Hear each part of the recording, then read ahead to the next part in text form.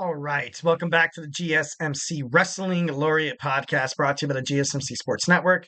I'm your host, Eric Rodriguez, here every Monday through Friday, 8 p.m. Pacific time, 11 p.m. Eastern time. Here to talk about professional wrestling on the GSMC Sports Network, all the action inside and outside of the ring, backstage rumors, and, behind the curtain drama. We also talk about, superstar injury updates, inactive statuses. We also talk about contract negotiations, extensions, and even signings for promotions from AEW, WWE to TNA to New Japan Professional Wrestling. CMLL if it makes major news wrestling headlines. We talk about it here on the show. So make sure you guys, join in daily. It's pretty cool. Talk to all the wrestling fans out there. All right, so let's go and jump on into our third segment. We got power rankings, ladies and gentlemen. We got the men's. We're going to talk about the top 10. Obviously, hit up that super chat because you guys are super awesome. Definitely get noticed on this show so we could talk about it. It's guaranteed to be featured on the show. So, obviously love it when you guys, have something cool to say, which is all the time. Come on, man. I mean, come on. All right, so we're going to talk about some of the men's right here. We're started off, obviously, number 10, Jack Perry, one of the guys in AEW that's kind of grown on me. Um, He's a great champion. He's amazing inside the ring. He's been around the world wrestling industry for quite some time. You've kind of seen him growing up. At first he was doing the whole Jungle Boy thing, and yeah, that was cool and all. But now I think he really found his footing right now as the scapegoat.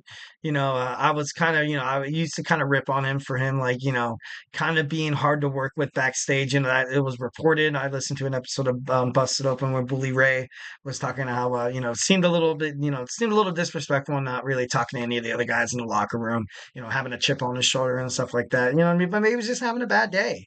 But all in all, I think this guy needs to leave the elite. 1,010%. This guy should be, this guy's a main event, a walking promo on his own. He doesn't need Matthew and Nicholas Jackson anymore. Definitely doesn't need Kazuchika Okada. This guy needs to kind of be on his own. He needs to leave the elite.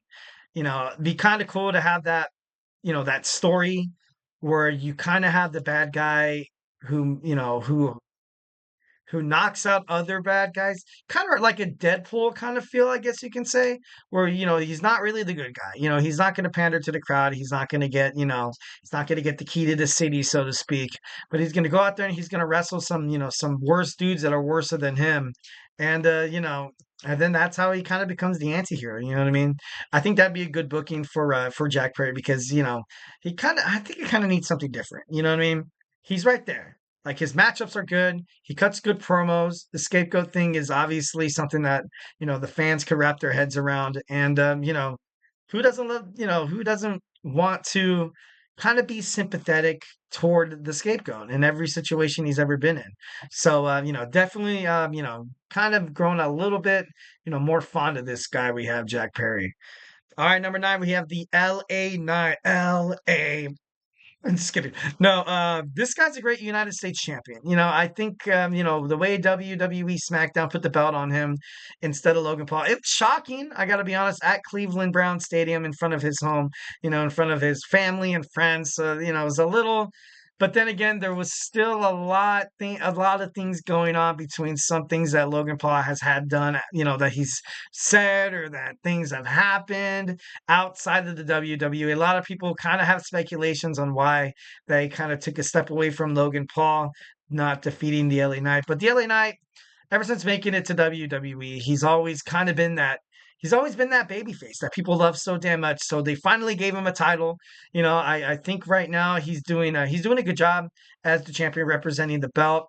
I want to see who's going to challenge him next. Like I know he's fighting Andrade tonight, but I respect Andrade, but he doesn't bring that much flair like like the LA Knight does. Definitely. But Andrade puts on great matches. He's great inside the ring. He's a general inside the ring. So, but I love the LA Knight here at number 9. All right, at number 8 we got Nick Nemeth. Nick Nemeth, the TNA World Heavyweight Champion, has a future. No, he doesn't have a future. Yeah, he has a future match with Moose, I believe. I think they're gonna fight 1-on-1. No, I think they already did. No, don't quote me on that. But All in all, this guy has done everything he could in his power to kind of be successful in TNA. He's definitely a homegrown superstar. WWE, I feel like, did drop the ball with his character as Dolph Ziggler. I bet you a lot of WWE officials, like, I bet you Triple H wants this guy back super bad. Because the fans are into him. I love him more as a babyface than he has ever been a heel in WWE. I remember when he had that heel run with Drew McIntyre. And it was just, it was, I don't know, it was kind of nasty. I think that was happening in 2017, 2018. I could be mistaken, but I don't know. Nick Nemeth, love and respect him at number 8. At number 7, we have All Ego, Ethan Page. I like Ethan Page goes out there every Tuesday night and he does exactly what is asked from him.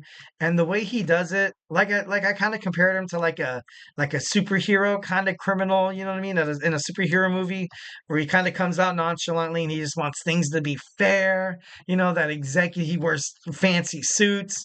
And obviously you do have that good guy like Trick Williams is heading into the match, and he wants to dethrone the corporal giant or whatever. So I think Ethan Page, what he's been doing in NXT ever since he got basically debuted, I feel like he's been really, really good. You know what I mean? For the first couple of times, it was a little hit or miss with me. I was wondering why exactly they put the belt on him so damn quick. But I can kind of see right now that's like a change that I feel like NXT really need to happen. Um, his feud with Oro Mensah was decent. Not really the biggest or scariest guy to fight, for Ethan Page, but he did what he had to do, and now he has a match with Trick Williams at the first episode of this on the CW of NXT. But you definitely gotta love what all ego Ethan Page has been doing. So at number 7, I got Ethan Page. At number 6, I got the AEW International Champion Will Ospreay. Will Ospreay, obviously, having that feud with MJF, defeating MJF at All In was, it was classic. It was pretty cool. But I can't believe this guy was so close to signing with WWE. That would have been a bombshell. But obviously, he got more money. He got a pretty good deal with Tony Khan and AEW. So, and because his wrestling style speaks for itself. Every single time he's inside the ring, it's a must-watch match. And now he has this match with Ricochet coming up in a couple of weeks, and it's just, I like Tony Khan. Definitely having a lot of companies under the umbrella of professional wrestling is definitely a huge plus. So every match is essentially kind of a big one. So definitely Will Ospreay sitting at number 6. All right, at number 5, I got the WWE World Heavyweight Champion Gunther. I like Gunther. I do. I really do. I just don't see I just don't see the flair. You know what I mean? At least, when Damian Priest was the champion, they had the Judgment Day drama going on. You know what I mean? And that babyface push from Damian Priest. Gunther, he's gonna get it's like he's holding the Intercontinental Championship again. You know what I mean? That's how I kind of compare it. I know it is not the Intercontinental Championship, and I know it is the World's Heavyweight Championship. But when it comes to like somebody big kind of holding it, you know what I mean? Like, and Gunther's a rising star in WWE, so this title reign is good for him. I feel like for his overall character, for his bookings in the future, it's going to be good. I personally think that he's going to hold the belt for quite some time, probably drop it, maybe, couple of months. Maybe he finds someone at Survivor Series to fight. Perhaps, maybe CM Punk. No, I doubt CM Punk's going to win on a PLE that is not WrestleMania. I definitely think that maybe, Seth Rollins comes back. That'd be pretty cool to kind of see him fight for it. Damian Priest gets his, another match. Actually, what? I wouldn't be so keen on seeing Damian Priest, becoming the champion once again. Although, I did just kind of defend him as a champion. But I don't know. Just something big. Maybe Brock Lesnar comes. You know what I mean? At number 4, I have Roman Reigns. He does not hold a championship, but this guy's so badass. This guy's so cool. Definitely one of the best wrestlers in the whole entire world of professional wrestling. He was loved, he was hated, he was hated, he was loved, and like that's just amazing. Truly amazing that Roman Reigns, literally, whenever he steps into onto the screen, it's like you pay attention. You know what I mean? Like when when sometimes I'll be watching SmackDown and I'll be like, kind of, skipping through the commercials and I'll fast forward to forward and then I'll like see Roman Reigns and I was like, oh no, I got to see what he had to say because he's just awesome. The tribal chief, I acknowledge my tribal chief at number 4. So at number 3, we got Oba Femi, the NXT North American champion, still running his dominance on NXT. Tony D'Angelo is going to come for him. He's so damn close to the record. He's so damn close to the record. I don't know if he's going to be dethroned by Tony D'Angelo. Perhaps, it could, usher in this new era of the CW. Obafemi goes and he challenges for the NXT World Heavyweight Championship, or he moves shows. He could definitely get promoted to SmackDown or Raw, which I think as soon as Raw goes onto Netflix, there's going to be a little bit of a shakeup. You know what I mean? WWE kind of owes it to Netflix after they promised him The Rock and Roman Reigns to be on Monday Night Raw. Obviously, that didn't work out, so they got John Cena instead. But having some of the top, the high end wrestlers, it's good. It'd be good for good for Monday Night Raw. So at number 3, I got Femi. Femi at number 2, I got Bryan Danielson, AEW World Heavyweight Champion. Going out like a boss. Definitely going out like a boss. This guy has neck surgery due at the end of the year. This is exactly what AEW and Tony Khan, and Daniel Bryanson came together and they agreed upon. This next last run, well, not last run, because I doubt he's going to come back as a full-time superstar. Um, this last run basically is him being a full-time superstar. It's going to be amazing. He first, he defeated Jack Perry, defeated Swerve, and now he's going against Nigel McGuinness. And then up next after that will probably be Jon Moxley or Darby Allin. And then perhaps, you have, bigger guys like, MJ. This guy's going to fight like a dog. He's going to fight the best that AEW has for, kind of like his last little run there, which is great, which is exactly what Bryan Danielson would consider as a giant W if he would decide to retire at the end of the year and he relinquishes his championship. I don't think he's going to lose it. I honestly really don't think he's going to lose that championship belt without willingly giving it up himself. So at number 2, I got Bryan Danielson. Number 1, not really a shock. I got the WWE Champion Cody Rhodes still doing his thing, representing all of the Paul Levesque era. Kind of like when Triple H represented the post Attitude Era, then Stone Cold Steve Austin, the Attitude Era, and then the Ruthless Aggression was represented by John Cena. And now you kind of have Cody Rhodes as the guy. He's the main guy.